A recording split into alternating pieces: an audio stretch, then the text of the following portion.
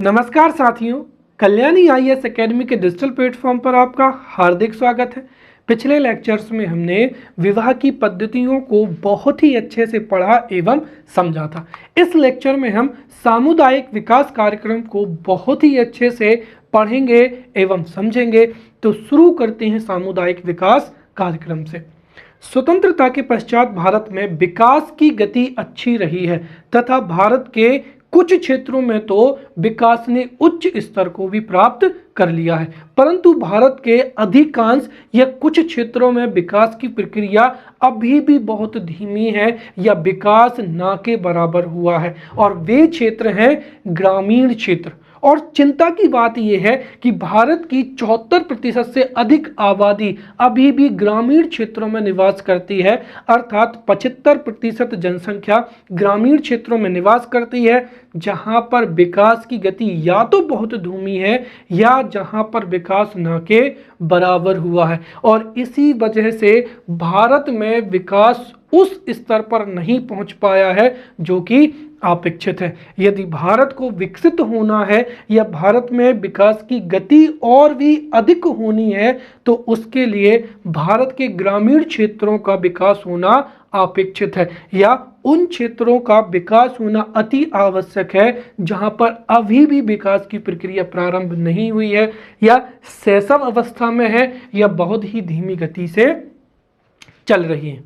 इसके साथ ही भारत के जो ग्रामीण क्षेत्र हैं उनमें अगर एक या दो समस्याएं होती तब भी उनको सरकार के प्रयासों के द्वारा उन समस्याओं का समाधान निकाला जा सकता है, क्योंकि जो ग्रामीण क्षेत्र होते हैं उनमें एक साथ कई प्रकार की समस्याएं मौजूद होती हैं या कई आवश्यकताएं होती हैं। उदाहरण के तौर पर ग्रामीण क्षेत्रों में ना तो शिक्षा गुणवत्तापूर्ण होती है, ना ही स्वास्थ्य सेवाएं उपलब्ध होती हैं। इसके साथ ही ग्रामीण क्षेत्र जो है 12मासी सड़कों से भी अन्य जो शहर हैं उनसे जुड़े हुए नहीं होते हैं।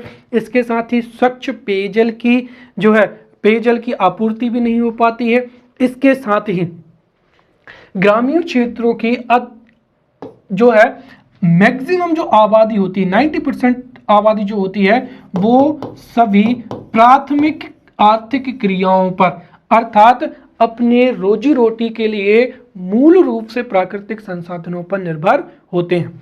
राइट, तो प्राकृतिक संसाधनों पर निर्भर होते हैं। इसका मतलब ये हुआ कि जो ग्रामीण क्षेत्रों की आर्थिक गतिविधियां होती हैं वह प्राथमिक क्षेत्र से संबंधित होती हैं, और वहां पर जो आर्थिक गतिविधियां हैं या जो आर्थिक क्रियाएं हैं या औद्योगिक जो क्रियाएं हैं वह क्या होती हैं, ना के बराबर होती हैं। इसी वजह से ग्रामीण क्षेत्रों में रोजगार के अवसर भी ना के बराबर होते हैं, और रोजगार के अवसर ना होने की वजह से ग्रामीण क्षेत्रों में गरीबी, बेरोजगारी जैसी कई विकराल समस्याएं भी बहुत ही विकराल तरीके से होती हैं।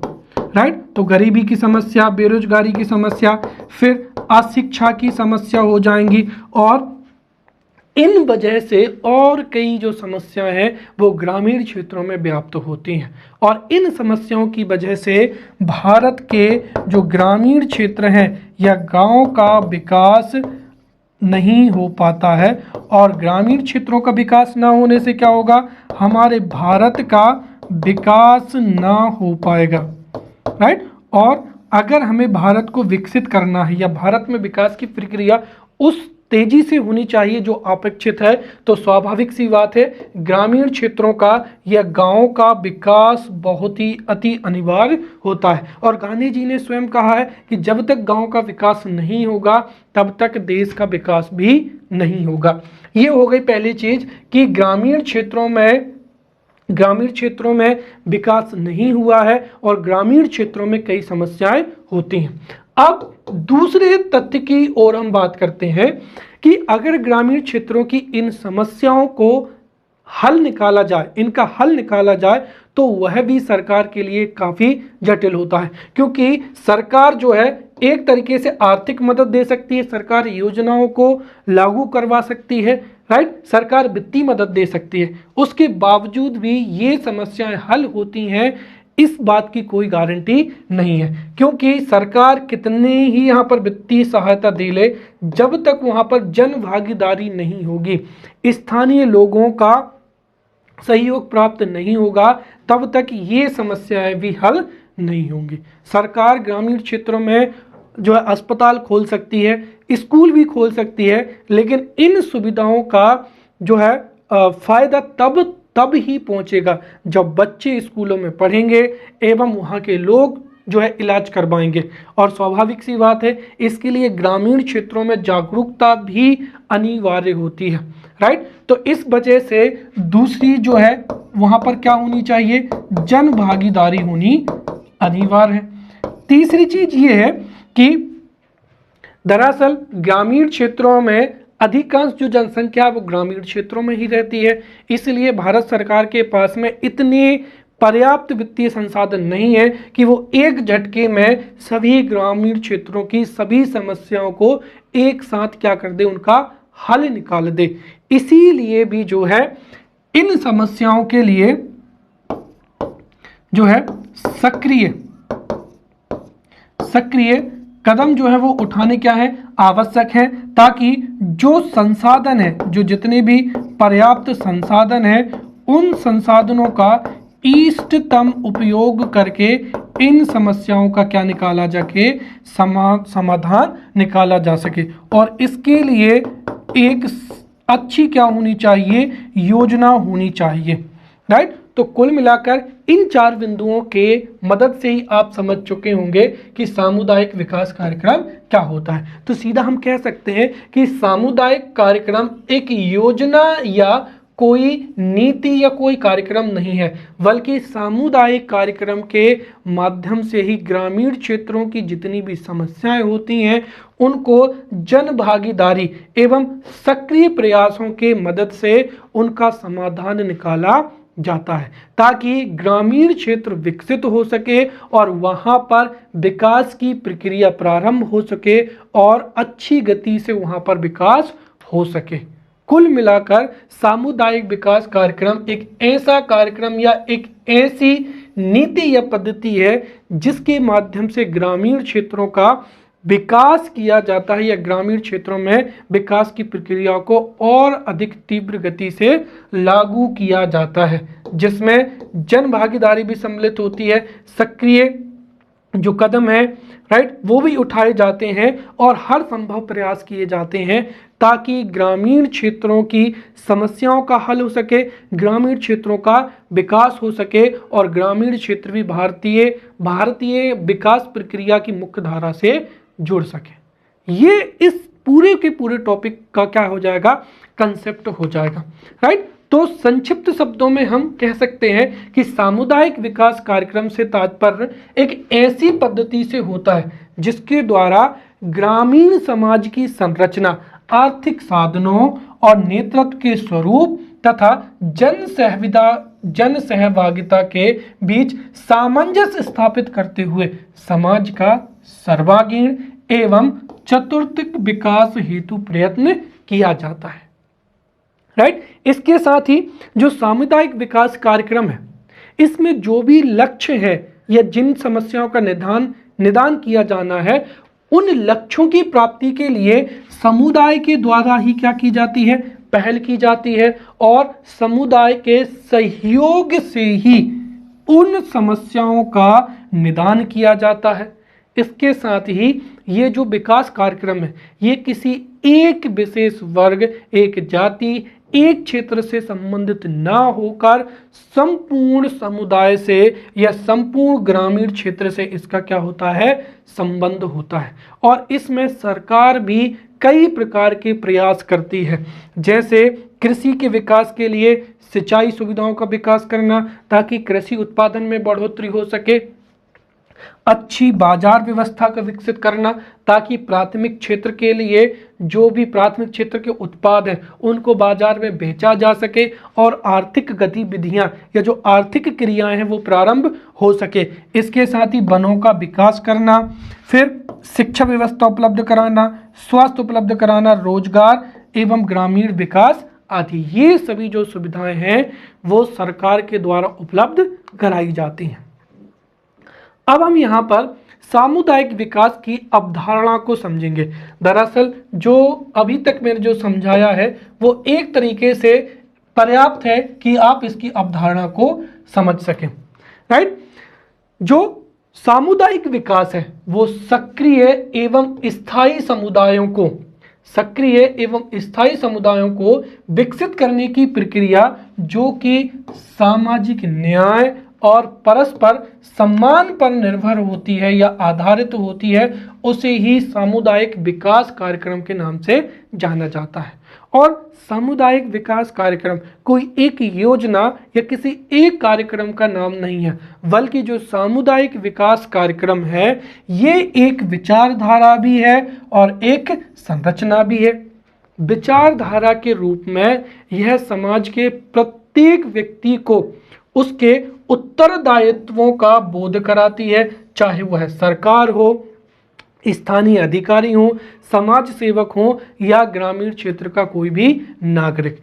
जो विचारधारा के रूप में सामुदायिक विकास कार्यक्रम सभी को अपने उत्तरदायित्वों का बोध कराती है, तथा संरचना के रूप में यह समाज के जितने भी विभिन्न क्षेत्र हैं, चाहे वो स्वास्थ्य क्षेत्र हो, राइट, कृषि क्षेत्र हो, ग्रामीण विकास का क्षेत्र हो, उनके पारस्परिक संबंधों और उनके पारस्परिक संबंधों के प्रभाव को क्या करता है, स्पष्ट करता है।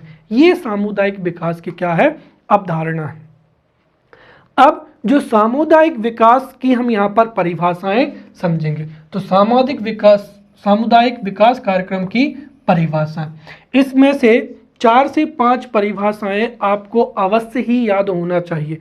हो सकता है ये एग्जाम्स में पूछ लिए जाएं। 5 नंबर में पूछा जा सकता है कि सामुदायिक विकास कार्यक्रम की परिभाषा या सामुदायिक विकास कार्यक्रम को परिभाषित कीजिए। तो हमें वहां पर विभिन्न प्रकार की परिभाषाएं लिखनी होंगी, या फिर हो सकता है 11 नंबर में सामुदायिक विकास कार्यक्रम से संबंधित कोई प्रश्न पूछा जाए तो इंट्रोडक्शन के तौर पर भी हमें परिभाषा याद होनी चाहिए। और तीसरा, इन परिभाषाओं के माध्यम से हम सामुदायिक विकास कार्यक्रम को और अच्छे से समझ सकते हैं, क्योंकि कुछ समाजशास्त्रियों ने सामुदायिक विकास कार्यक्रम को एक समन्वय के रूप में, तो कुछ ने इसको ग्रामीण विकास के रूप में, तो कुछ ने इसको कृषि के विकास के रूप में परिभाषित किया है। तो हम इन परिभाषाओं से जो है सामुदायिक विकास कार्यक्रम उसको भी बहुत अच्छे से समझ लेंगे। तो पहली परिभाषा हो जाएगी A.R. देसाई की। A.R. देसाई के अनुसार सामुदायिक विकास योजना वह पद्धति है जिसके द्वारा पंचवर्षीय योजना गांव के सामाजिक विकास एवं आर्थिक जीवन का स्थानांतरण करने की एक प्रक्रिया प्रारंभ करती है। अर्थात सामुदायिक विकास कार्यक्रम के माध्यम से जो पंचवर्षीय योजना है वह गांव के सामाजिक विकास एवं आर्थिक जीवन के स्थानांतरण के लिए जो है एक प्रक्रिया को प्रारंभ कर देती है, और उसी प्रक्रिया को सामुदायिक विकास कार्यक्रम कहा जाता है। फिर योजना आयोग के अनुसार सामुदायिक विकास कार्यक्रम स्वयं ग्रामवासियों के द्वारा आयोजित तथा कार्यान्वित किया हुआ एक अनुदान प्राप्त आत्मनिर्भर कार्यक्रम है, राइट। तो ये ग्रामवासियों द्वारा आयोजित एवं कार्यान्वित हुआ सरकार द्वारा अनुदान प्राप्त एक आत्मनिर्भर कार्यक्रम है, जिसमें सरकार तो केवल टेक्निकल मार्गदर्शन और आर्थिक सहायता प्रदान करती है, राइट। वहीं संयुक्त राष्ट्र संघ की परिभाषा के अनुसार देखें तो सामुदायिक विकास योजना वह प्रक्रिया है जिसमें जनता के प्रयास आर्थिक विकास के लिए, समुदायों की सामाजिक तथा सांस्कृतिक दशाओं के लिए, समुदायों को राष्ट्रीय जीवन से जोड़ने के लिए तथा राष्ट्रीय विकास के लिए राजकीय अधिकारियों के साथ जुड़ जाते हैं। ये परिभाषा है संयुक्त राष्ट्र संघ की। अब हम यहाँ पर कार्ल सी टेलर की परिभाषा देखते हैं। कार्ल सी टेलर के अनुसार सामुदायिक योजना वह प्रणाली है जिसके द्वारा व्यक्ति जो स्थानीय गांवों में निवास करते हैं अपनी आर्थिक एवं सामाजिक दशाओं को उत्पन्न करने में सहायता देने के लिए क्या होते हैं, प्रवृत्त होते हैं, तथा भौतिक उन्नति के विकास में प्रभावशाली कार्यकारी समूह की भूमिका निभाते हैं। अर्थात सामुदायिक कार्यक्रम में जो स्थानीय लोग होते हैं उनकी कार्यकारी समूह के रूप में भूमिका होती है। वहीं हम एसकेडी के अनुसार परिभाषा देखेंगे तो एसकेडी के अनुसार सामुदायिक योजना नियमित रूप से समुदाय के कार्यों का प्रबंध करने के लिए अच्छी प्रकार से सोची हुई क्या है, योजना है। अब हम यहाँ पर देखेंगे बलवंतराय मेहता समिति। तो यहाँ पर एक बलवंतराय मेहता समिति, संयुक्त राष्ट्र संघ और योजना आयोग, ये तीन परिभाषाएं बहुत ही अच्छी परिभाषाएं हैं। बलवंतराय मेहता समिति भी अनिवार्य है क्योंकि बलवंतराय मेहता समिति ने ही ग्रामीण विकास के लिए जो है अपनी रिपोर्ट प्रस्तुत की थी और पंचायती राज व्यवस्था के लिए अनुशंसा भी की थी। तो बलवंतराय मेहता समिति के अनुसार विगत दशकों से समुदाय शब्द का प्रयोग एक धार्मिक अथवा जाति समूह के लिए तथा कुछ सीमा तक आर्थिक समूह के लिए इस शब्द का प्रयोग किया जाता है जो कि एक ही क्षेत्र में क्या है, नहीं रहते हैं। तो यहाँ पर सबसे पहले समुदाय शब्द के बारे में बताया गया है कि जो आर्थिक समूह या फिर धार्मिक समूह या जाति समूह जो कि एक क्षेत्र में नहीं रहते उस हेतु समुदाय शब्द का प्रयोग करते थे। लेकिन सामुदायिक जो विकास कार्यक्रम के उद्घाटन के साथ ही इस शब्द का जो समुदाय शब्द है इसका संपूर्ण समुदाय के लिए इस शब्द का इस्तेमाल किया जाता है जो कि धर्म, जाति, आर्थिक असमानताओं से ऊपर है। यह एक ऐसा कार्यक्रम है जिसमें इस बात पर विशेष जोर दिया जाएगा कि किसी स्थान का विकास वहां के रहने वाले व्यक्तियों के लिए आवश्यक है। ये बलवंतराय मेहता समिति की क्या थी, परिभाषाएं थी। तो इन परिभाषाओं के माध्यम से हम सामुदायिक विकास कार्यक्रम को समझ सकते हैं। अब चूंकि सामुदायिक विकास कार्यक्रम में समाज में तथा विशेषकर ग्रामीण क्षेत्रों में जो भी विभिन्न प्रकार की समस्याएं होती हैं या जो भी आवश्यकताएं होती हैं, समस्याओं का समाधान किया जाता है, आवश्यकताओं की पूर्ति की जाती है और उन क्षेत्रों के सर्वांगीण विकास, चाहे वो शिक्षा से संबंधित हो, राइट, कनेक्टिविटी से संबंधित हो या वर्तमान में संचार सेवाओं से संबंधित हो, उन सब में विकास किया जाता है या उन्नति अपेक्षित होती है, राइट।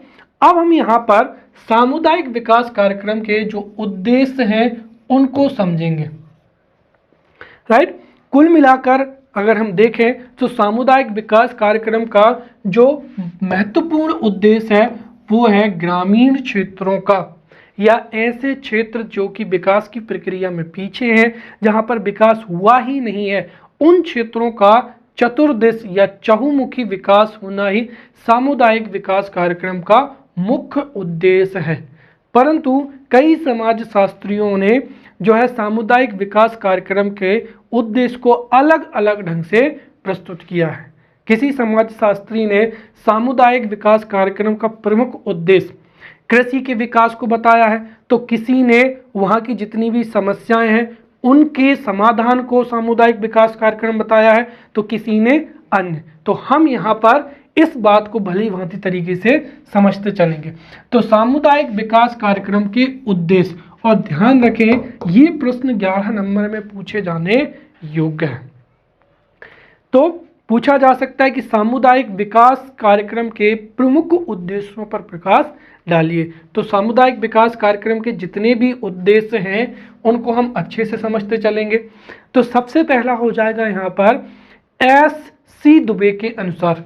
एस.सी. दुबे ने सामुदायिक विकास कार्यक्रम का उद्देश्य बताया है देश में कृषि उत्पाद प्रचुर मात्रा में बढ़ाने का प्रयत्न करना, राइट। तो देश में कृषि उत्पाद प्रचुर मात्रा में बढ़ाने का प्रयत्न करना, संचार की सुविधाओं में वृद्धि करना, शिक्षा का प्रसार करना, ग्रामीण स्वास्थ्य और सफाई की दशा सुधारना ही क्या है, सामुदायिक विकास कार्यक्रम है। इसके साथ ही गांवों में सामाजिक और आर्थिक जीवन को बदलने के लिए स्वव्यवस्थित रूप से सांस्कृतिक परिवर्तन की प्रक्रिया आरंभ करना ही क्या है, सामुदायिक विकास कार्यक्रम है। वहीं प्रोफेसर ए आर देसाई ने इस कार्यक्रम के प्रमुख उद्देश्यों में बताया है, सामुदायिक विकास योजना का उद्देश्य ग्रामीणों में एक मनोवैज्ञानिक परिवर्तन करना है, क्योंकि ग्रामीण क्षेत्रों में कई बार सुविधाएं उपलब्ध होने के पश्चात भी ग्रामीण क्षेत्र के जो व्यक्ति हैं वो रुचि नहीं लेते हैं, चाहे वो शिक्षा सुविधाएं हो, राइट, या आर्थिक क्रियाओं में भागीदारी हो, या अन्य में रुचि ना लेना। इसलिए ए आर देसाई ने ग्रामीण क्षेत्रों में एक मनोवैज्ञानिक परिवर्तन बताया। तो इसका मुख्य उद्देश्य ग्रामीण क्षेत्रों में एक मनोवैज्ञानिक परिवर्तन उत्पन्न करना है, साथ ही ग्रामीणों की नवीन आकांक्षाओं, प्रेरणाओं, प्रविधियों एवं विश्वासों को ध्यान में रखकर मानव शक्ति के विशाल भंडार को देश के आर्थिक विकास में उपयोग में लाना ही क्या है, सामुदायिक विकास कार्यक्रम है। तो यहाँ पर ए आर देसाई की जो परिभाषा है वो अलग मानी जाती है कि इन्होंने मनोवैज्ञानिक परिवर्तन को ही जो है वो सामुदायिक विकास कार्यक्रम माना है, ताकि जो विशाल जनसंख्या, जो मैन पावर है, उसका इस्तेमाल हम देश के आर्थिक विकास में कर सके। वहीं संयुक्त राष्ट्र विकास कार्यक्रम, तो संयुक्त राष्ट्र जो संघ है उसके अध्यक्ष हैमरशोल्ड, राइट, हैमरशोल्ड ने भी स्पष्ट किया है कि सामुदायिक विकास योजना का उद्देश्य ग्रामीणों के लिए केवल भोजन, वस्त्र, आवास, स्वास्थ्य और सफाई की सुविधाएं देना मात्र नहीं है, बल्कि महत्वपूर्ण उद्देश्य ग्रामीणों के दृष्टिकोण एवं विचारों में परिवर्तन उत्पन्न करना है, ताकि वो एक मेन पावर के रूप में देश के आर्थिक विकास में भागीदारी दे सके। तो यहाँ पर जो हैमरशोल्ड ने जो स्पष्ट किया है संयुक्त राष्ट्र कार्यक्रम का उद्देश्य, वो बहुत ही संतुलित है।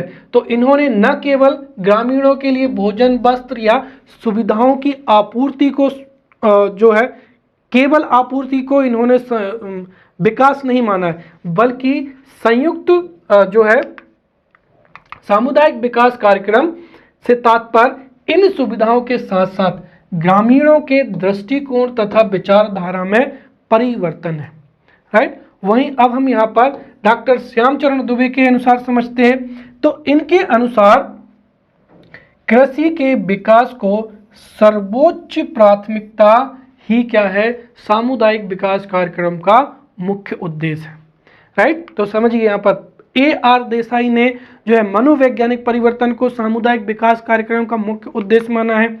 संयुक्त राष्ट्र संघ ने सुविधाओं के साथ दृष्टिकोण एवं विचारों में परिवर्तन को, तो वहीं श्यामाचरण दुबे ने सामुदायिक विकास कार्यक्रम का मुख्य उद्देश्य क्या माना है, कृषि के विकास को, राइट, इसको सबसे अधिक प्राथमिकता दी है। तो कृषि के समुचित विकास के अभाव में ग्रामीण समुदाय का विकास संभव नहीं है, या दूसरे शब्दों में हम ये कहें कि कृषि विकास की अपेक्षा दृष्टिकोण में परिवर्तन का उद्देश्य जो है वो गौण है, क्योंकि यदि कृषि के विकास नहीं होगा तो ग्रामीण क्षेत्रों का विकास नहीं होगा, और ग्रामीण क्षेत्रों का विकास नहीं होगा तो देश का विकास नहीं होगा। और वहीं यदि कृषि में विकास होगा तो उससे ग्रामीण क्षेत्रों का विकास होगा, और फलस्वरूप उससे ग्रामीण क्षेत्रों के दृष्टिकोण में स्वतः ही क्या हो जाएगा, परिवर्तन हो जाएगा, राइट। तो ये विभिन्न समाज शास्त्रियों के अनुसार हमने यहाँ पर परिभाषाएं देखी। अब अगर हम भारत सरकार के सामुदायिक विकास मंत्रालय इसके अनुसार समझें, तो भारत सरकार के सामुदायिक विकास मंत्रालय ने जो सामुदायिक विकास कार्यक्रम के उद्देश्य जो हैं वो ये स्पष्ट किए हैं। तो सामुदायिक विकास मंत्रालय के अनुसार सामुदायिक विकास कार्यक्रम के प्रमुख उद्देश्य, पहला क्या हो जाएगा, ग्रामीण जनता के मानसिक दृष्टिकोण में परिवर्तन लाना, ताकि वो अपनी स्थिति से उठकर देश के आर्थिक विकास में सहयोग देने का सोच सके। दूसरा, गांव में उत्तरदायी तथा कुशल नेतृत्व का विकास करना, ताकि जो पंचायती राज सिस्टम है उसके माध्यम से ग्रामीण क्षेत्रों का विकास किया जा सके। तीसरा हो जाएगा संपूर्ण ग्रामीण जनता को आत्मनिर्भर एवं प्रगतिशील बनाना। चौथा है ग्रामीण जनता के आर्थिक स्तर को ऊंचा उठाने के लिए एक ओर कृषि का आधुनिकीकरण करना तो वहीं ग्रामीण उद्योगों को भी विकसित करना, क्योंकि ग्रामीणों की अधिक जनसंख्या है वो किस में है, कृषि में है। तो जो लोग कृषि में संलग्न है उसको कृषि का आधुनिकीकरण करना ताकि उनकी इनकम में वृद्धि हो सके, और इसके साथ ही ग्रामीण क्षेत्रों में भी औद्योगिक या रोजगार की उपलब्धता के लिए ग्रामीण उद्योगों को विकसित करना। अगला, सुधारों को व्यवहारिक रूप देने के लिए ग्रामीण स्त्रियों एवं परिवारों की दशा में सुधार करना ताकि ग्रामीण क्षेत्रों की संपूर्ण जनसंख्या जो है विकास की प्रक्रिया में सम्मिलित हो सके। अगला उद्देश्य क्या है, राष्ट्र के भावी नागरिकों के रूप में युवकों के समुचित व्यक्तित्व का विकास करना। फिर अगला उद्देश्य, ग्रामीण शिक्षकों के हितों को सुरक्षित रखना, राइट, ताकि शिक्षा व्यवस्था का प्रचार प्रसार अच्छे से हो सके। फिर ग्रामीण समुदाय के जन स्वास्थ्य तथा स्वच्छता पर विशेष रूप से ध्यान देना। ग्रामीण क्षेत्रों की जो स्वच्छता के अभाव में जो कई संक्रमण बीमारियां फैलती हैं उनको रोकना एवं जन स्वास्थ्य को प्राथमिकता देना या इसको बढ़ाने के लिए कार्य करना, ये उद्देश्य हो जाएगा। अगला उद्देश्य, ग्रामीण जनता का आत्मविश्वास तथा उत्तरदायित्व बढ़ाकर उन्हें देश का एक अच्छा नागरिक बनाना, राइट। वही ग्रामीण नागरिक जो कि अपने संपूर्ण जीवन को प्राथमिक क्रियाओं में लिप्त पाता है या केवल और केवल अपने गांव में ही खेतीबाड़ी रहकर जीवन स्तर को गुजारने की जो विचारधारा है उससे बाहर निकालकर नया सोचने और नया कार्य करने की जो है विचारधारा या शक्ति को विकसित करना। वहीं कुटीर उद्योगों को प्रोत्साहित करना ताकि अधिक से अधिक लोग जो है वो रोजगार प्राप्त कर सकें। फिर जो स्थानीय संस्थाएं हैं, राइट, ग्राम पंचायत, जनपद पंचायत, जिला पंचायत, उनको प्रेरित करना, प्रोत्साहित करना जिससे कि वो ग्रामीण पुनर्निर्माण में सहायता कर सकें। ये सभी जो है लक्ष्य, ये लक्ष्य है भारत सरकार के सामुदायिक विकास मंत्रालय के अनुसार। तो भारत सरकार के सामुदायिक विकास मंत्रालय के अनुसार ये जो है सामुदायिक विकास कार्यक्रम के प्रमुख लक्ष्य थे, राइट। तो यहां पर हमने लक्ष्य भी समझ लिया है। अब हम समझते हैं कि भारत में सामुदायिक विकास कार्यक्रम का विकास कैसे हुआ या कैसे सामुदायिक विकास कार्यक्रम भारत में प्रारंभ हुआ, राइट। कैसे सरकार ने इस एजेंडे को सर्वोच्च प्राथमिकता दी और कैसे इसमें वर्तमान समय में भी सरकार और अधिक जो है प्रयास करने जा रही है। तो हम भारत में सामुदायिक विकास कार्यक्रम का विकास या फिर हम प्रारंभ होने की प्रक्रिया को यहाँ पर समझते हैं। ये भी जो है एग्जाम्स में पूछा जा सकता है कि भारत में सामुदायिक विकास कार्यक्रम की उत्पत्ति कैसे हुई है या फिर भारत में सामुदायिक विकास कार्यक्रम कैसे समय अनुरूप परिवर्तित होता गया है, उस पर प्रकाश डालिए। इस तरीके से अलग अलग प्रकार के प्रश्न पूछे जा सकते हैं। तो भारत में सामुदायिक विकास कार्यक्रम की उत्पत्ति या विकास प्रक्रिया को हम यहाँ पर चरणबद्ध तरीके से समझेंगे। अब सीधी सी बात है कि सामुदायिक विकास कार्यक्रम के दो चरण हैं। एक तो क्या हो जाएगा कि भारत में ग्रामीण क्षेत्रों के लिए विकास के लिए स्वतंत्रता से पहले भी कई लोगों ने प्रयास किए हैं, कई निजी संस्थाओं ने प्रयास किए हैं, तो निजी व्यक्तियों ने प्रयास किए हैं, तो कई समाज सुधारकों ने भी सामुदायिक विकास कार्यक्रम के जैसे कार्यक्रम चलाकर ग्रामीण क्षेत्रों को विकास करने का प्रयत्न किया है। तो स्वतंत्रता के बाद में भी सरकार ने जो है ग्रामीण क्षेत्रों के सर्वांगीण विकास के लिए जो है सामुदायिक विकास कार्यक्रम को चलाया है। तो इसको हम समझेंगे। तो स्वतंत्रता के पूर्व अगर हम देखें तो स्वतंत्रता के पूर्व ग्रामीण क्षेत्रों में सर्वांगीण विकास अर्थात शिक्षा, स्वास्थ्य, कनेक्टिविटी, बेहतर रोजगार, फिर औद्योगिकरण के लिए भी स्वतंत्रता से पूर्व में भी कई प्रयास किए गए थे, जिसमें सबसे जो पहला प्रयास था वो किया गया था रविंद्रनाथ टैगोर के द्वारा।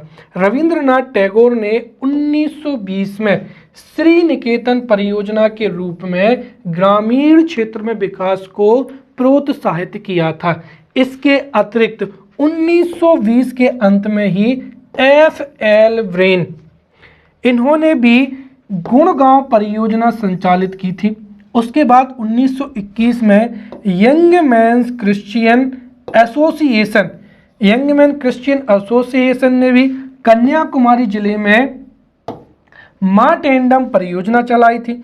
तो वहीं 1932 में बी.टी. कृष्णामाचारी द्वारा डॉक्टर स्पेंसर हैज के सहयोग से जो बड़ौदा परियोजना चलाई गई थी। तो 1936 में महात्मा गांधी ने वर्धा में वर्धा परियोजना क्रियान्वित की गई थी। और इसमें इस परियोजना का नाम क्या था? सेवाग्राम। तो 1936 में महात्मा गांधी के द्वारा सेवाग्राम परियोजना वर्धा में संचालित की गई थी। वहीं इसके अतिरिक्त 1948 में एसकेडी के द्वारा नीलखेड़ी जो है परियोजनाएं प्रारंभ की गई थी। और इन सभी परियोजनाओं का उद्देश्य था ग्रामीण क्षेत्रों में विकास को बढ़ावा देना, शिक्षा, स्वास्थ्य तथा नई विचारधारा को ग्रामीण क्षेत्रों में प्रमोट करना, ताकि ग्रामीण क्षेत्रों का विकास हो सके। अब अगर हम स्वतंत्रता के बाद की बात करें, तो जब हमारा देश स्वतंत्र हुआ था तो उस समय पर भारत की जो रीढ़ की हड्डी थी कृषि, उसकी स्थिति भी बहुत अच्छी नहीं थी। खाद्यान्न की काफ़ी सारी क्या थी? समस्या थी। और सबसे पहले स्वतंत्रता के बाद में भारत में जो गरीबी थी, जो भुखमरी थी, उससे निपटने के लिए जब पंचवर्षीय योजनाएं लागू की गई तो उसमें कृषि को महत्व दिया गया। हालांकि इसके समांतर क्रम में ग्रामीण क्षेत्रों के विकास के लिए भी कई कार्यक्रम चलाए गए थे। इसके साथ ही जैसे ही हमारा देश आज़ाद हुआ था तो एक ऐसी योजना जिससे ग्रामीण समुदाय की जितनी भी समस्याएं हैं, चाहे वो निर्धनता हो, बेरोजगारी, खाद्यान्न की समस्या हो, कृषि का पिछड़ापन हो, आवास की दशाओं में सुधार हो, उन सब के लिए जो है सरकार प्रयासरत थी। और इसके लिए सबसे शुरू में 1948 में उत्तर प्रदेश के इटावा तथा गोरखपुर जिलों में एक प्रायोगिक योजना क्रियान्वित की गई थी। तो ध्यान रखें, ग्रामीण समुदाय में जो व्याप्त समस्याएं थी या ग्रामीण क्षेत्रों के विकास के लिए एक प्रायोगिक योजना के तौर पर 1948 में उत्तर प्रदेश के इटावा एवं गोरखपुर जिलों में एक योजना लागू की गई थी। और ये योजना भी काफ़ी अच्छी सफल हुई थी। जो गोरखपुर और इटावा थे उसमें काफ़ी अच्छा रिस्पॉन्स मिला था। इससे प्रेरित होकर 1952 में भारत और अमेरिका के बीच में एक समझौता हुआ ग्रामीण विकास को लेकर। और इस समझौते के तहत जो अमेरिका की कंपनी थी फोर्ड कंपनी ने भारत में ग्रामीण क्षेत्रों के विकास के लिए जो है आर्थिक सहायता देने की बात कही। तो जो फोर्ड फाउंडेशन था उसके सहयोग से भारत में जो है 1952 में एक कार्यक्रम प्रारंभ किया गया था। और इस योजना का या इस कार्यक्रम का नाम क्या था? सामुदायिक विकास योजना इस कार्यक्रम का नाम रखा गया था। तो ये जो सामुदायिक विकास योजना थी ये जनवरी में ही क्या हो गई थी? प्रारंभ हो गई थी। बाद में अक्टूबर माह में 2 अक्टूबर, जो कि गांधी जी का क्या है? जन्मदिन है। और गांधी जी ने हमेशा ग्रामीण क्षेत्रों के विकास की बात कही है, इसीलिए 2 अक्टूबर से इस योजना को जो है 55 विकास खंडों की स्थापना करके ग्रामीण जो क्षेत्र है, जैसे 400 उस समय पे अलग अलग क्राइटेरिया था कि 400 या 300 विकास खंडों की स्थापना, 400 या 300 गांवों को मिलाकर एक विकास खंड का स्थापना की जाएगी ताकि उस पूरे क्षेत्र का विकास किया जा सके। तो 2 अक्टूबर को 55 विकास खंडों की स्थापना करके ही जो सामुदायिक विकास योजना थी इसको हमारे देश में लागू कर दिया गया था। और इसके बाद से ही भारत में जो सामुदायिक विकास कार्यक्रम था उससे अच्छी प्रगति हुई और सरकार ने इसकी प्रगति को जानने के लिए एक समिति गठित की थी जिसका नाम क्या था, बलवंत राय मेहता समिति। और उस समिति ने भी फिर ग्रामीण क्षेत्रों में विकास के लिए तीन स्तरीय पंचायती राज की स्थापना की बात की थी। हालांकि 1958 में पंचायती राज व्यवस्था की स्थापना भी हो गई थी राजस्थान के नागौर जिले से, लेकिन चूंकि उनको संवैधानिक दर्जा नहीं था इसीलिए ये जो विकास की प्रक्रिया थी वो उतने अच्छे से नहीं हो पाई। फिर अशोक मेहता समिति स्थापित की गई थी। उस समिति ने 2 स्तरीय पंचायती राज व्यवस्था की स्थापना की बात कही थी। फिर कई समितियां स्थापित हुई जिन्होंने ग्रामीण क्षेत्रों के विकास के लिए अपनी सिफारिश दी। अंत में लक्ष्मी सिंघवी समिति गठित हुई थी 1986 में, जिसने कहा था कि जब तक ये जो ग्रामीण संस्थाएं हैं जिनको जब तक संवैधानिक दर्जा नहीं दिया जाएगा तब तक ग्रामीण क्षेत्रों का विकास नहीं हो पाएगा।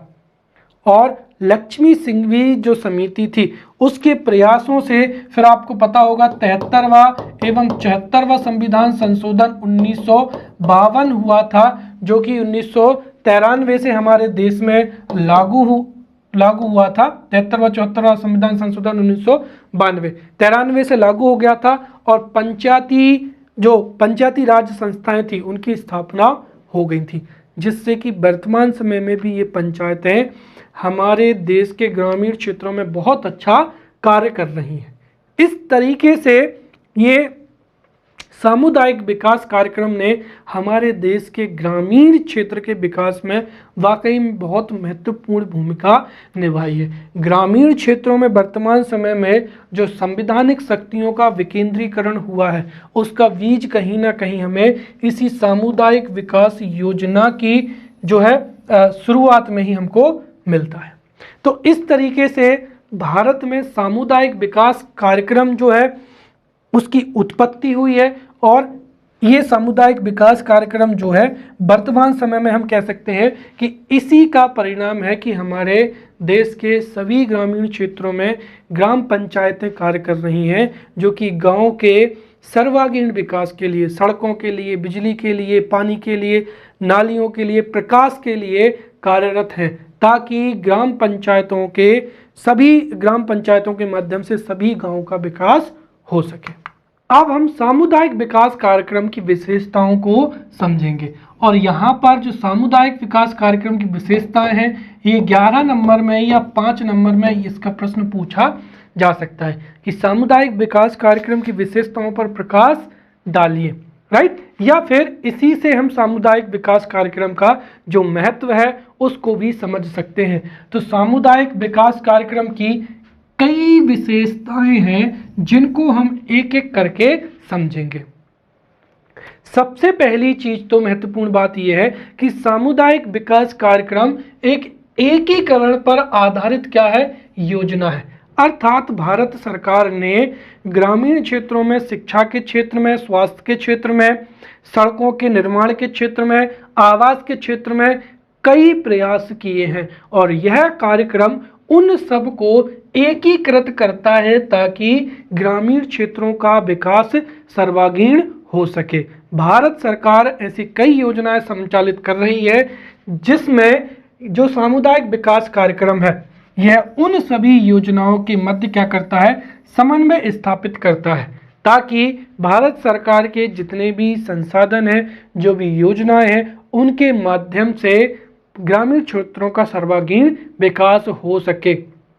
इसके साथ ही जो सामुदायिक संगठन है एवं जो स्वावलंबन है कि ग्रामीण क्षेत्र के लोग भी इसमें अपनी भागीदारी दें, इसके महत्व को भी दिया गया है। तो इस तरीके से हम निम्नांकित जो बिंदु हैं उनसे हम सामुदायिक विकास कार्यक्रम के महत्व को समझ सकते हैं। सबसे पहला क्या हो जाएगा, विभिन्न विभागों के मध्य क्या हो जाएगा, समन्वय हो जाएगा।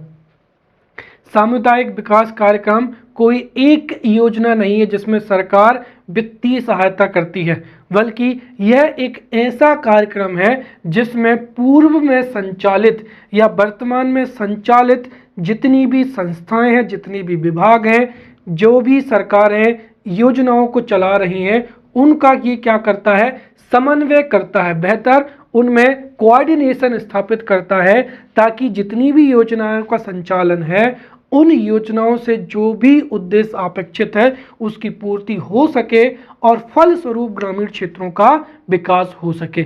जैसे कृषि के क्षेत्र में जितनी भी योजनाएं हैं, सहकारिता, उद्योग, शिक्षा, पंचायती राज, स्वास्थ्य, सार्वजनिक निर्माण, इनसे संबंधित जितनी भी योजनाएं संचालित हैं, जो भी कार्यक्रम संचालित हैं, जिनमें एक रूपता नहीं है, उनमें समन्वय स्थापित करके जो अपेक्षित उद्देश्य है उसकी पूर्ति करना। दूसरा हो जाएगा क्षेत्रीय स्तर पर विकास का केंद्रीयकरण हो जाएगा।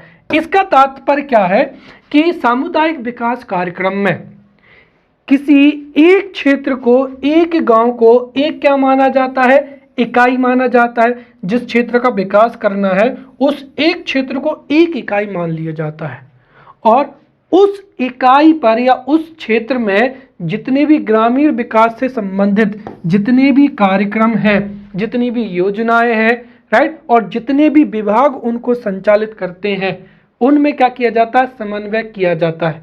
अर्थात कुल मिलाकर ये कहें कि उस इकाई या उस क्षेत्र के विकास के लिए विभिन्न विभाग आपस में समन्वय करने वाले एक एजेंसी के रूप में वह क्षेत्र क्या करता है, कार्य करता है। अर्थात यह क्षेत्रीय स्तर पर विकास का क्या करता है, केंद्रीयकरण करता है। तीसरा, जन सहयोग पर आधारित कार्यक्रम है। सरकार कितनी ही योजना या कितने ही कार्यक्रम क्यों ना चलाने, जब तक उसमें जन भागीदारी नहीं बढ़ेगी तब तक उन योजनाओं का जो अपेक्षित उद्देश्य उसकी पूर्ति नहीं हो पाएगी। और इस कार्यक्रम की विशेषता यह है कि यह जन सहयोग पर आधारित क्या है, एक कार्यक्रम होता है, राइट, जिसमें स्थानीय स्तर की आवश्यकताओं को देखते हुए कार्यक्रम निश्चित किए जाते हैं और उसमें स्थानीय लोगों की भागीदारी की अपेक्षित की जाती है। यही कारण है कि खंड स्तर पर, चाहे जिला स्तर, प्रादेशिक स्तर या राष्ट्रीय स्तर पर योजना के स्वरूप को अंतिम रूप दिया जाता है, परंतु इस योजना की जो सफलता है उसके लिए यहाँ पर जन सहयोग की जो है अपेक्षा हमेशा बनी रहती है। अगला हो जाएगा सामाजिक जीवन के सभी पक्षों का क्या हो जाएगा, समन्वय हो जाएगा, राइट। जो सामुदायिक विकास कार्यक्रम है वह है ग्रामीण क्षेत्रों में जो सामाजिक जीवन है और उसमें जितनी भी समस्याएं हैं, राइट, उनसे संबंधित सभी समस्याओं का समाधान इस कार्यक्रम में निहित होता है, चाहे वो शिक्षा हो, स्वास्थ्य हो, राइट। तो इस वजह से ये जो सामुदायिक जीवन का, चाहे आर्थिक पक्ष हो, सामाजिक पक्ष हो, राजनीतिक पक्ष हो, सांस्कृतिक पक्ष हो या नैतिक पक्ष हो, सभी पक्षों से संबंधित योजनाओं का समन्वय किया जाता है और उनका क्रियान्वयन किया जाता है। अर्थात इस योजना का जो उद्देश्य है वो कैसा होता है, सर्वांगीण सामुदायिक विकास होता है। तो इस तरीके से हम कह सकते हैं कि सामाजिक जीवन के समस्त पक्षों का इसमें समावेश होता है। अब हम अगला जो टॉपिक है वो पढ़ते हैं कि सामुदायिक विकास कार्यक्रम का संगठन कैसा है या इसका संचालन कैसे होता है, राइट। तो जो सामुदायिक विकास कार्यक्रम है उसका संगठन और इसका जो संचालन है ये भी 5 या 11 नंबर में पूछा जा सकता है, जिसको हम बहुत ही अच्छे से समझेंगे, राइट। तो जो सामुदायिक विकास कार्यक्रम है इसका संचालन किसी एक संस्था के द्वारा नहीं किया जाता है, बल्कि इसका संचालन राष्ट्रीय स्तर पर, राज्य स्तर पर एवं पंचायती राज तीनों स्तर पर इस सामुदायिक विकास कार्यक्रम का संचालन किया जाता है, राइट। अगर शुरुआत में देखें तो प्रारंभ में भारत सरकार का जो योजना मंत्रालय था वह सामुदायिक विकास कार्यक्रम के लक्ष्य के संचालन के लिए जिम्मेवार था, परंतु इसका महत्व एवं इसके बहुत बड़े कार्य क्षेत्र के कारण भारत सरकार ने एक अलग मंत्रालय ही स्थापित कर दिया गया और उस मंत्रालय का नाम था सामुदायिक विकास मंत्रालय, राइट। और वर्तमान में यह जो सामुदायिक विकास मंत्रालय है या ग्रामीण क्षेत्रों के विकास के लिए जो मंत्रालय है वह हो जाएगा कृषि तथा ग्रामीण विकास मंत्रालय। तो वर्तमान में कृषि तथा ग्रामीण विकास जो मंत्रालय है वो सामुदायिक विकास कार्यक्रम के संचालन के लिए उत्तरदायी होता है और यह किसी एक स्तर पर संचालित नहीं होता है बल्कि केंद्र स्तर से ग्राम स्तर तक में इसका जो संचालन है एवं संचालन वाली संस्थाएं इसमें सम्मिलित होती हैं, जिसको हम इस फ्लो चार्ट से समझ सकते हैं। तो यहाँ पर सामुदायिक विकास कार्यक्रम का जो संगठन है या संचालन है वो केंद्र स्तर पर भी होता है, राज्य स्तर पर भी होता है और राज्यों के अंदर जो पंचायती राज संस्थाएं हैं, ग्रामीण क्षेत्रों की ग्राम पंचायत, जनपद पंचायत और जिला पंचायत, वहीं नगरीय क्षेत्रों की नगर पंचायत, नगर पालिका और नगर निगम। तो केंद्र स्तर पर, राज्य स्तर पर और पंचायती राज्य व्यवस्था में भी ग्रामीण क्षेत्र एवं शहरी दोनों क्षेत्रों के लिए जिला स्तर पर, जिला से छोटा क्या हो जाएगा विकास खंड स्तर हो जाएगा और विकास खंड से सबसे छोटा क्या हो जाएगा ग्राम स्तर पर हो जाएगा। इन तीनों ही स्तर पर हम समझने का प्रयास करते हैं। सबसे पहला हो जाएगा केंद्र स्तर पर। तो केंद्र स्तर पर सामुदायिक विकास कार्यक्रम का जो संचालन है या क्रियान्वयन है वह कृषि एवं ग्रामीण विकास मंत्रालय के द्वारा किया जाता है या यह कार्यक्रम कृषि एवं ग्रामीण विकास मंत्रालय से संबंध होता है, राइट। और देश में कृषि के क्षेत्र में एवं ग्रामीण विकास के क्षेत्र में जो भी नीतियां बनाई जाती हैं, जिनका क्रियान्वयन किया जाता है या जो भी नीतियां अपेक्षित होती हैं उसके लिए कृषि एवं ग्रामीण विकास मंत्रालय में एक विशेष सलाहकार समिति का क्या किया जाता है गठन किया जाता है और इसकी अध्यक्षता स्वयं कौन करते हैं प्रधानमंत्री करते हैं और जो कृषि मंत्री है या ग्रामीण विकास के लिए जो मंत्री हैं वह सभी इसके क्या होते हैं सदस्य होते हैं और कृषि के क्षेत्र में एवं ग्रामीण विकास के क्षेत्र में जो भी योजनाएं संचालित हैं उनकी मॉनिटरिंग करना, जो भी योजना अपेक्षित हैं उनको उनका निर्माण करना इस जो है समिति, राइट, विशेष सलाहकार समिति और इस कृषि एवं ग्रामीण विकास मंत्रालय का महत्वपूर्ण कार्य होता है। दूसरा हो जाएगा राज्य। अब जो ग्रामीण स्तर है, जो केंद्र स्तर है वो पूरे देश के लिए नीतियों का निर्धारण करता है और यहाँ पर सामुदायिक विकास कार्यक्रम में ग्रामीण क्षेत्रों पर फोकस किया जाता है। इसी वजह से इस कार्यक्रम का संचालन वास्तविक रूप से राज्य सरकारों के द्वारा इसका संचालन किया जाता है और इसके लिए भी एक समिति होती है, राइट, जिसके अध्यक्ष मुख्यमंत्री तथा समस्त विभागों के मंत्री इसके क्या होते हैं सदस्य होते हैं। इस समिति का एक सचिव होता है जो कि एक विकास क्या होता है आयुक्त होता है जो कि ग्रामीण विकास से संबंधित जितने भी विभाग हैं उनकी नीतियों एवं उनके कार्यक्रम की मॉनिटरिंग करता है, उनके बीच में कोऑर्डिनेशन स्थापित करता है। तीसरा स्तर हो जाएगा यहाँ पर पंचायती राज व्यवस्था में सामुदायिक विकास कार्यक्रम हो जाएगा। अब इसके लिए मैंने बहुत अच्छे से बताया था कि चूंकि ग्रामीण क्षेत्रों का विकास तब तक नहीं हो सकता है जब तक कि उसमें जन भागीदारी ना बढ़े और जन भागीदारी बढ़ाने के लिए आवश्यक है कि उस गांव के लोग भी ग्रामीण क्षेत्र के विकास में अपना योगदान दे। इसीलिए अगर हम देखें, आप सोचिए अगर सरपंच या ग्राम सभा के पास में जो वर्तमान में शक्तियां हैं वो ना होती तो गांव का विकास आज भी नहीं होता। और इसके पीछे एक बहुत लंबी कहानी है। मैंने बताई थी कि सबसे शुरू में 2 अक्टूबर 1952 को सामुदायिक विकास कार्यक्रम लागू किया गया था, जिसकी अनुशंसा के लिए जो है बलवंत राय मेहता समिति की क्या की गई थी, इस बलवंत राय मेहता समिति का गठन किया गया था। और इस समिति का जो गठन था वो स्वायत्त शासी संस्थाओं तथा पंचायती राज संस्थाओं की स्थापना या उनसे सामुदायिक विकास कार्यक्रम को जोड़ने के लिए इस समिति का गठन किया गया था। और इसका एक उद्देश्य ये भी था कि जो सामुदायिक विकास कार्यक्रम है उसका मूल्यांकन करना। तो सामुदायिक विकास कार्यक्रम के मूल्यांकन के लिए स्वायत्त शासी जो संस्थाएं हैं या पंचायती राज संस्थाएं हैं उन सामुदायिक विकास क्रम को जोड़ा जाए, इसके लिए बलवंत राय मेहता समिति गठित की गई थी, जिसने 3 स्तरीय पंचायती राज संस्थाओं की स्थापना की सिफारिश की थी। ग्रामीण स्तर पर क्या हो जाएगा, ग्राम पंचायत हो जाएगा, राइट। वहीं ग्रामीण स्तर पर ग्राम पंचायत, मध्य या खंड स्तर पर जो है क्षेत्र पंचायत या जिसको हम पंचायत समिति, इसको क्षेत्र पंचायत या जनपद पंचायत कहते हैं, और शीर्ष या जिला स्तर पर क्या हो जाएगी, जिला परिषदों या जिला पंचायत के निर्माण की इन्होंने सिफारिश की थी। इसके साथ ही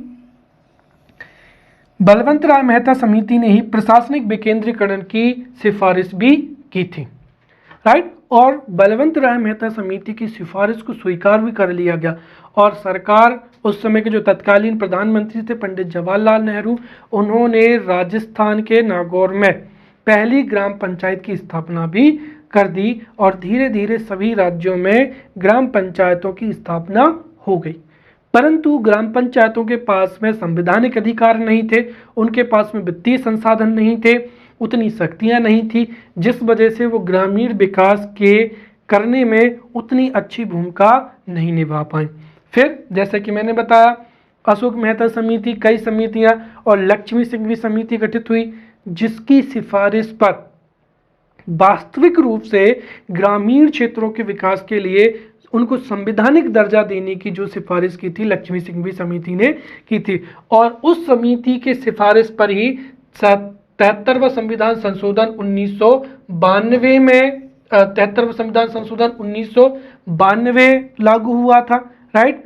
और इस वजह से फिर भारत में जो पंचायती राज व्यवस्थाएं थी उनकी स्थापना हुई थी और वर्तमान समय में हमारे देश में त्रिस्तरीय पंचायती राज व्यवस्था को अपनाया गया है।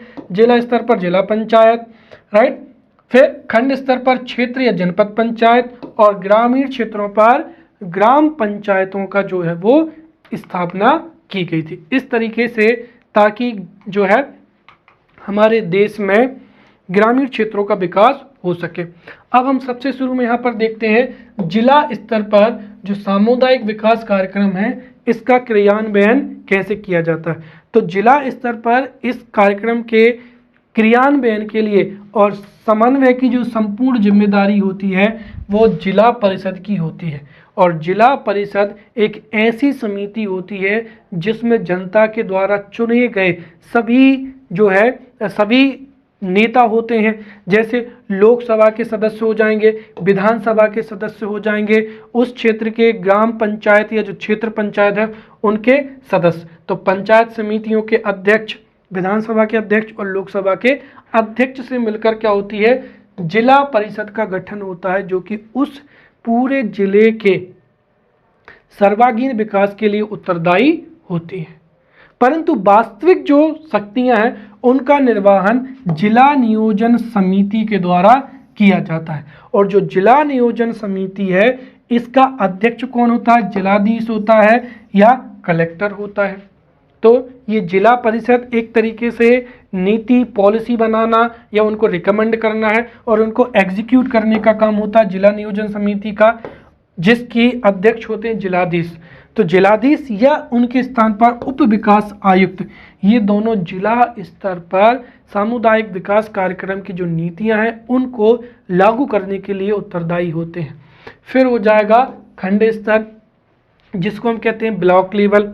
शुरुआत में 300 से 300 गांव या 1300 वर्ग किलोमीटर के एक क्षेत्र को विकास खंड माना जाता था या उसको मिलाकर विकास खंड की स्थापना होती थी।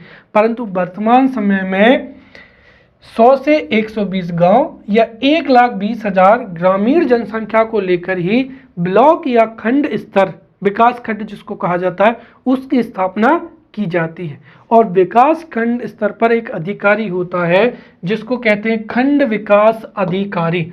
और ये खंड विकास अधिकारी उस पूरे विकास खंड में उसके सर्वांगीण विकास के लिए जितनी भी योजनाएं हैं उनको क्रियान्वयन करने के लिए, लागू करने के लिए जो है जिम्मेदार माना जाता है। और इस खंड विकास अधिकारी की सहायता के लिए कृषि, पशुपालन, पंचायत, ग्रामीण उद्योग, इन सभी विभागों से संबंधित जो 8 प्रसार अधिकारी होते हैं वो नियुक्त होते हैं। तो खंड विकास अधिकारी और ये 8 प्रसार अधिकारी जो है खंड स्तर पर सर्वांगीण विकास के लिए जिम्मेदार होते हैं, राइट। इसके साथ ही खंड स्तर पर जो नीतियां हैं उनका निर्धारण जो है वो क्षेत्र पंचायत या जिसको हम कह सकते हैं जनपद पंचायत का होता है, राइट, जिसमें सरपंच, गांव के पंचायतों के अध्यक्ष, स्त्रियां, ये सभी के जो है प्रतिनिधि, राइट,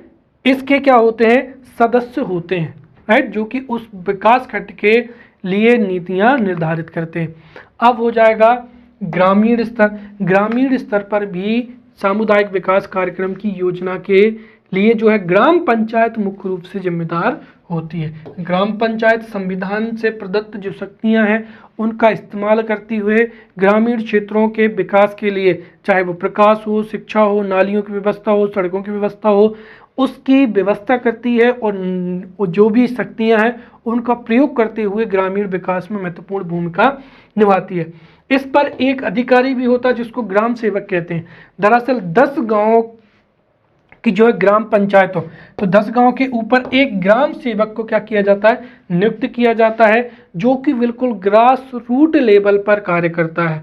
और यह है ग्रामीण क्षेत्रों की जो भी समस्याएं हैं, जो भी नीतियां हैं या जो भी कार्यक्रम है उनसे संबंधित जो भी जानकारी है, उन जानकारियों को अपने सीनियर अधिकारियों को जो है प्रेषित करता है, राइट, और एक तरीके से क्या करता है, समन्वय भी बनाए रखता है। इसके साथ ही जो ग्रामीण क्षेत्र पर जो प्रशिक्षित दाइयाँ होती हैं, सचिव होता है एवं अन्य कर्मचारी होते हैं, ये भी स्वास्थ्य के क्षेत्र में एवं अन्य क्षेत्रों में अपना महत्वपूर्ण योगदान देते हैं। तो इस तरीके से हमने सामुदायिक विकास कार्यक्रम का संगठन एवं संचालन को बहुत अच्छे से पढ़ लिया है।